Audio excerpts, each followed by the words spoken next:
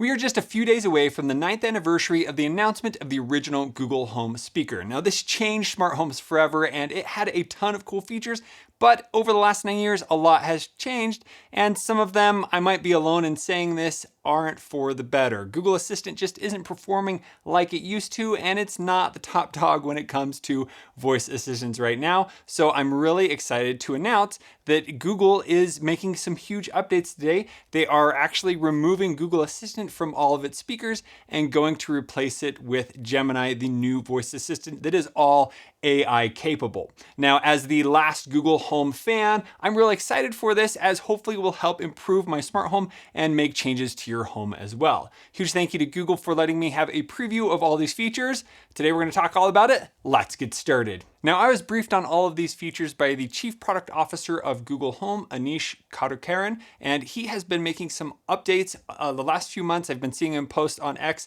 all kinds of new features that are coming, so I'm excited to talk about those today from what he shared with me. Now, first off, starting today, they are doing an early preview of Gemini to all available current home speakers. So if you have a Google Home, Google Nest Hub, you will be able to have Gemini soon on your devices. Now, previous third gen devices, like if you have the Lenovo smart speaker that I used to have, most likely isn't getting Gemini. But if it's Google like these, it will be getting the Gemini update at some point. So why is this update so big? Well, Google Gemini offers a new voice assistant that is much more natural. So instead of having to know the specific light or the specific command to do a certain function, you'll be able to talk to it just like we're talking, or just like talking to a friend, and have it complete different actions. It will also know of what is going on with your command. So let's say you wanted to have a barbecue and find out the best day of the weekend or time to have that barbecue. So you'd be able to ask, when is a great time to have a barbecue this weekend? Now, when it does the response to that command, it's not only going to maybe look at your schedule,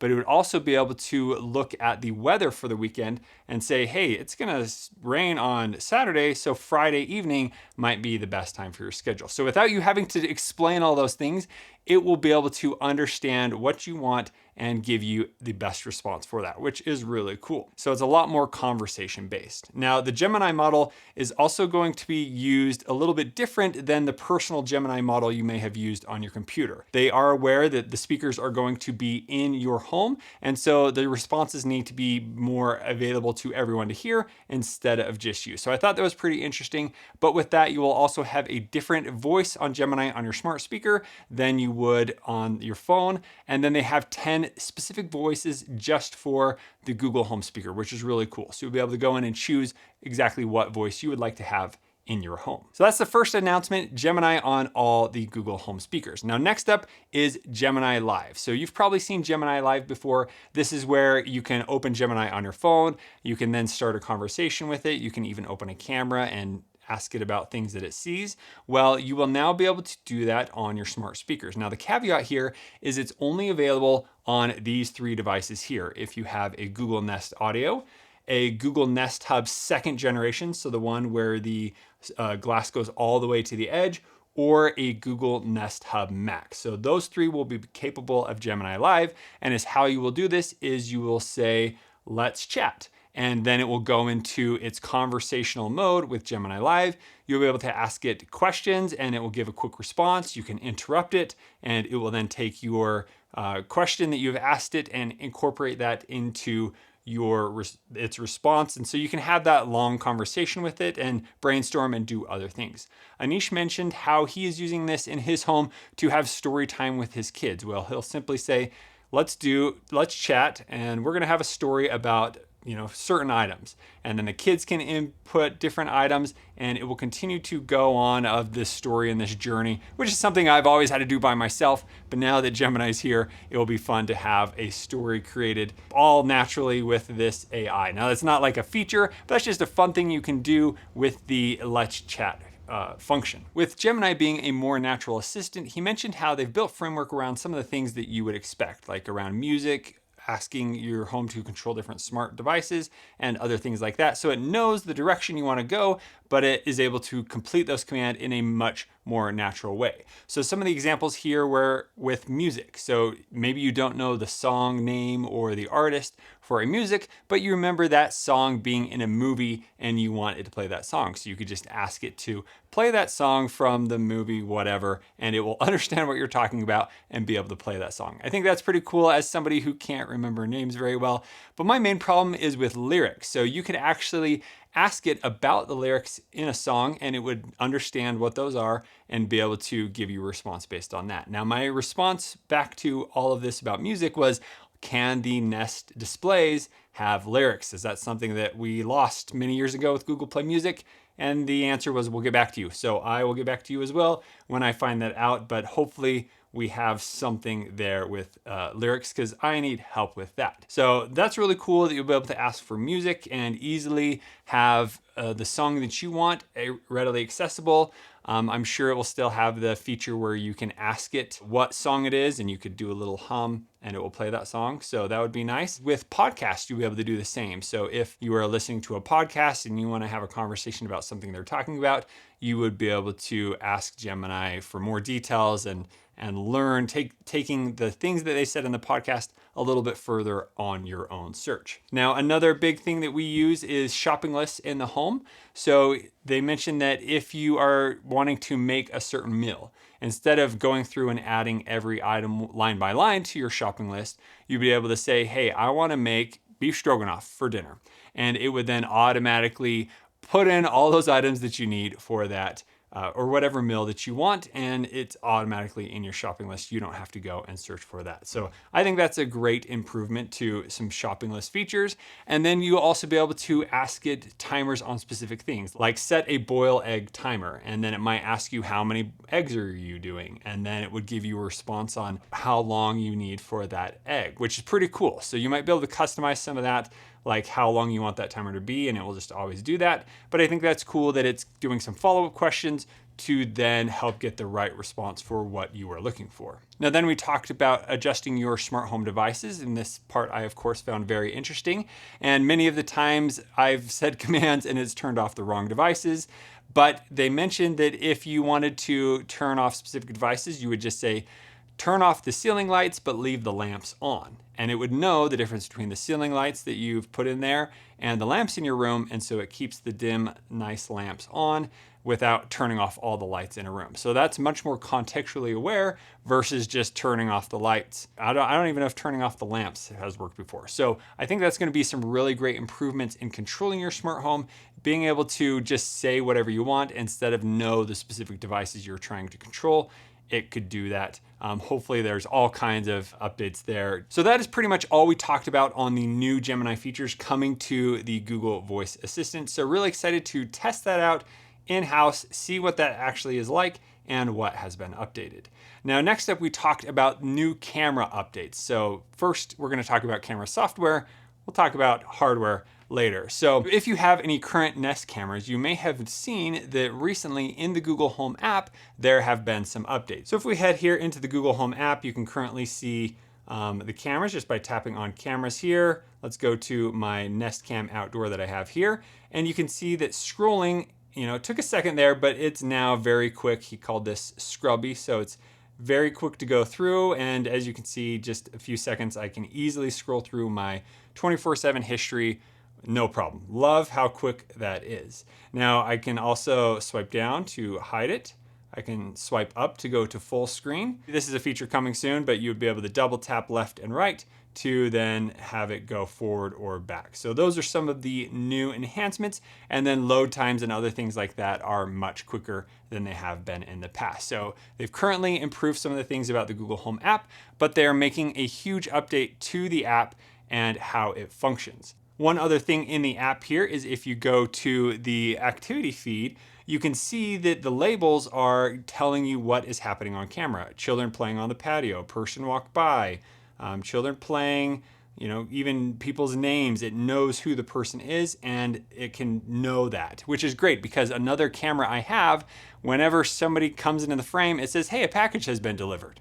That's not very helpful. So this is something that they have been adding where the events are now AI registered and it's giving a play-by-play on what that event is, and then that will be integrated into an activity search where we'll be able to quickly search through those events. So instead of me looking for, hours of different footage of when the bike left the front yard, I could ask it, when did the bike leave the front yard? And it will then be able to find that event because it's been recorded under its AI, and I can quickly see that, download it, whatever I need to do, and I have to spend way less time searching in the Google Home app. Now, all of this is going to be under a feature called Ask Home, and that's going to be right in the Google Home app, where you simply go in, search what you're looking for, and it will be able to go through all the different feeds without you having to do that yourself, which is really cool. So I'm excited about that new update that's coming to all the current cameras. And then the great thing about that is it just has more context to it. So if a package was delivered, you could also search, when did FedEx come by, and it will have seen the FedEx truck in your camera view. And so it can tell you when that FedEx package was delivered, because it understands all the things that are going on in the camera instead of just a package being set and staying there on the porch. It understands somebody came to the porch, left a package, and then went back to their car. So it's much smarter in knowing what is happening on your camera versus just a simple action or a animal that it saw. It could understand what the animal was doing. So really excited for those updates to come to the Google cameras. Now, over the last 5 years, my main complaint about the Google Home platform has been the automations. First, it was just having automations act on a motion trigger. So that finally was added to the Google Home app, which is great. So if I have a motion sensor and I walk by it, I can have certain lights turn on.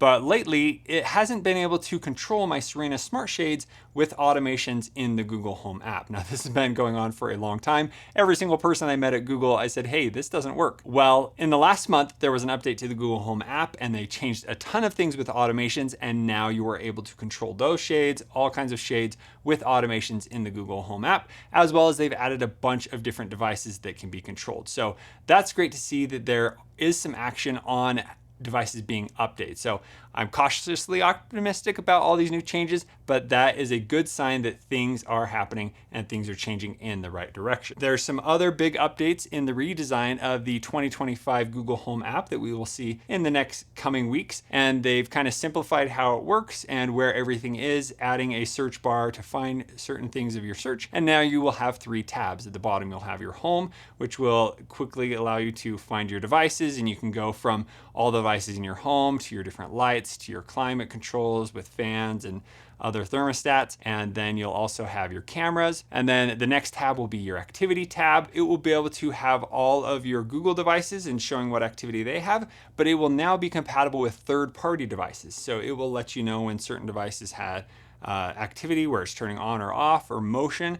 And then this will also have a home brief. So we'll take all the info that's happening in your home and have one AI diagnostic of what happened in your home that day. So I think that's great. Instead of you having to search through menus and look through all this stuff, it will kind of give you all that. And then you could even ask, hey, when did the dog go to the backyard? It would be able to pull that up very quickly. So that is under the activity tab. And then you have the third tab, which is the automations tab. Now they've done some big updates here. They will have a new automations row at the top where it will show you upcoming automations. So you can look in there and see, oh, the front porch lights are gonna turn on at 6 p.m. or at sunset.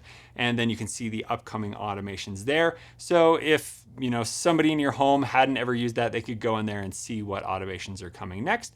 And then you now have more advanced automations. So they now have motion triggers, which has been there a while, but now you can add exceptions. So you can make sure that your home is set in the right order when certain things happen. So if the front porch is on and somebody comes home, then this happens. So that's gonna be cool to be able to do much more advanced automations right within the Google Home app. They've kind of rebuilt how all the automations work. And then the Google Home app will also be able to know how long specific devices are on. So it will understand how long you've been watching TV or how long a specific light was on, so that you could have some more home energy control within the Google Home app, so you can keep certain lights on for a certain amount of time, things like that. Very excited about those updates. Now, like I mentioned before, they've just overall improved the whole function of the Google Home app. They said they've been there have been about 100 different tweaks that they've made recently.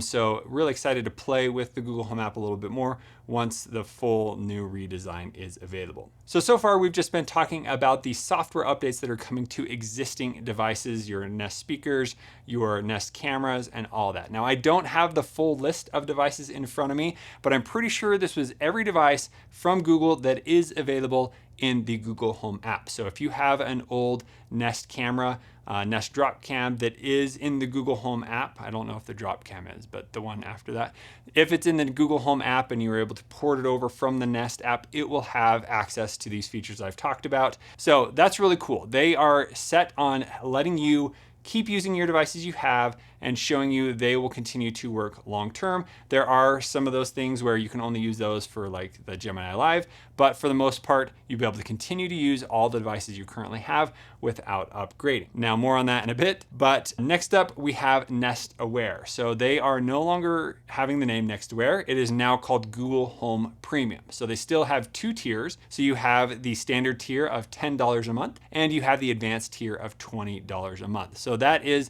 what gives you the full access to the camera history. So if you were to buy a Google Nest camera right now or a Google Nest doorbell, you get it set up in the Google Home app, you are only able to see events that happened within the last 3 hours. So if it happened in the middle of the night, you wake up and it's been 3 hours, you can't see those events. If you get the standard tier, you then unlock, I think, 30 days of events. So you'll be able to see that event that happened for the next 30 days, and then it expires after 30 days.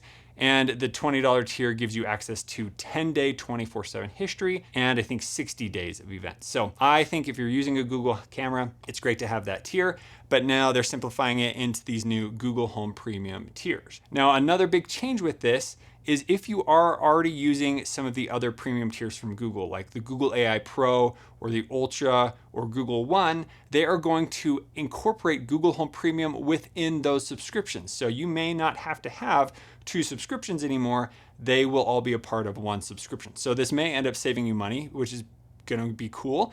And the Google Home Premium not only does Nest cameras now, but it also is able to add more Gemini features. So you can enhance what Gemini can do, like the Let's Chat feature and other things with that Google Home Premium subscription. And it's going to be no additional cost to what you would be paying already for the Nest Aware subscription or the Google AI Pro and all that stuff. So I think that's pretty cool.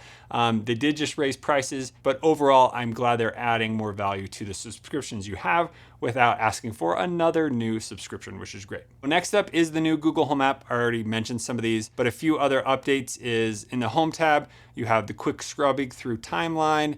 You have now zoomed in previews. So it's going to zoom in on the portion of the camera detection or the event that was most important. You're going to have GIF notifications. So if you have those turned on and it sees somebody in the backyard camera, it will show them move in your notification tray, which is cool. I already showed you the swipe up and down and going back and all that stuff. And then I already talked about the activity tab and everything else. So next we have the new hardware. So they are adding more devices, more new enhanced devices to their lineup. So 4 years ago, they released the current version of the Nest Cam Outdoor, the Nest Cam Indoor, and the Nest Doorbell Battery and the Nest Doorbell 2nd Gen Wired. But today they're refreshing the entire wired devices, so everything but the Nest Doorbell Battery. They now have a Nest Outdoor 2K, a Nest Indoor 2K, and a Nest Doorbell 2K. So they all have 2K and HDR. And the main reason they went with 2K versus 4K is they wanted to find a balance of detail so that the AI could recognize things better, and performance and bitrate and everything. Because everything that is recorded with the Nest Cam cameras is uploaded to the cloud. So you have 100% of it stored online. So to help you so you don't reach your upload limit on your provider that you're using, they did go with 2K, so it's not too much bitrate that is needed to upload that, which I think it's good. They did find a balance. And I've mentioned this, but every time I share a screenshot from one of my Nest cameras, people already think it looks pretty good at 1080. So I think 2K is a great update. Now the Nest cams, the outdoor and the indoor, will have an increased field of view to 152 degrees, and the doorbell will have an increased 166-degree field of view. So you see very wide.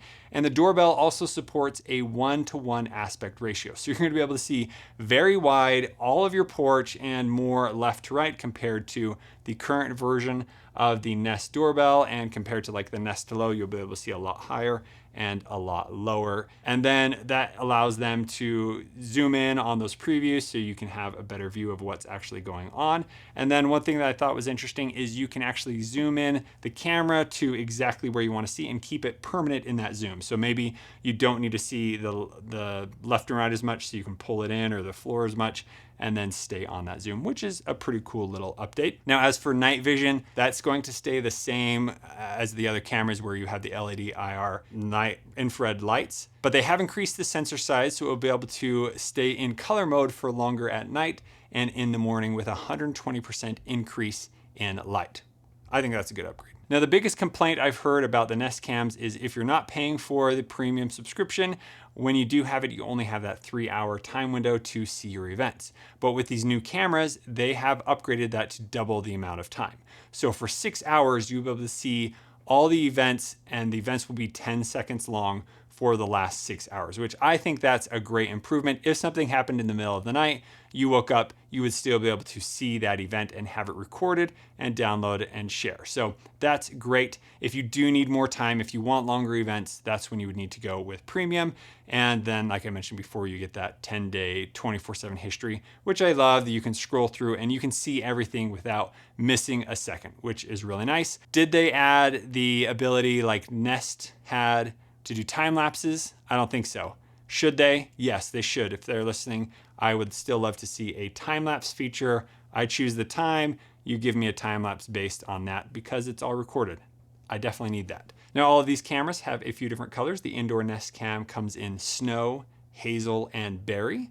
The outdoor comes in snow and hazel, and the Nest doorbell comes in snow, hazel, and linen. And then all of the outdoor cameras have a new resin that lasts longer and has better UV protection and is better for the environment. And they also mentioned how they have now removed plastics from all of their packaging, which is pretty great that that's not adding to the plastics we have in the world. So those are the new devices. I'm really excited to try those out, test those, see how they work, and see if I'm going to add a few more of those to my home, which would be great. Now, back in the day, we had Works with Nest, which you could incorporate Nest devices other places. The Google Home platform is expanding to be able to have third-party devices directly integrated within Google Home. Now, this is going to start right now with a few new devices from On available at Walmart. So the first one is going to be an On indoor wired camera, and then they will have an On wired doorbell camera. Now, the great thing about these is all of those AI features and everything I've talked about will work because these are set up directly in the Google Home app, and it has access to all of that video history feed and everything that you get with that Google Home Premium subscription. And they are a very affordable price, $22 for the doorbell and $49 for the camera around there. So very affordable, but then you still get all those incorporated into Google Home app features. So that's really cool. And lastly, there is going to be a new Google Home speaker. So we have Google Home, we have the Nest Audio, but there will be a new Google Home speaker. I think that's the name. It will be available for $99, and it will come in 4 colors: berry, jade, hazel, porcelain, and it will look a lot like another smart speaker that currently is available from another company. But this spring is when it's going to come out. That was kind of a shocker. Why is it coming out in the spring? And that's because they want to let you know that all your devices that you have now is going to work with all the new updates, and you don't need to upgrade your device. But why do I want to upgrade to the new Google Home speaker? Well, they announced that you'll be able to have a Google Home speaker and connect it to your Google TV streamer as a home theater setup. So you could have 2 speakers in a stereo setup, and you can have your Google TV streamer that's right here and have the audio from the TV come out of those speakers, which we have been asking for years. See, they are listening to other things other than our conversations. But I'm really excited about that. So hopefully we'll be able to get that tested out because I made a bunch of videos on how that doesn't work with any of the setups now. So that's going to be very exciting to see. Now, in all of this conversation, they did mention that the Gemini will come to the speakers as an early access first, and then it will roll out. So I don't know exactly what that meant, but I'll try and leave a pinned comment down below on more details on that. Also, the new speaker does have 360-degree sound, so speaker comes out in all directions, which is really cool. And yeah, that's pretty much it. I'm very excited about the new updates coming to Google Home. I really think this is the rebirth of Google Home, and we are going to see some great changes and hopefully good changes over the next few months, hoping to have a better voice assistant in the home with Gemini and just have more fluidity between all of the different smart home devices that I've added and getting things to work together. And that is it for what is new in the Google Home smart home ecosystem. If you would like to see any more of these features in depth, please let me know down in the comments below. And what are you most excited about? As always, thank you so much for watching. We'll see you on the next one.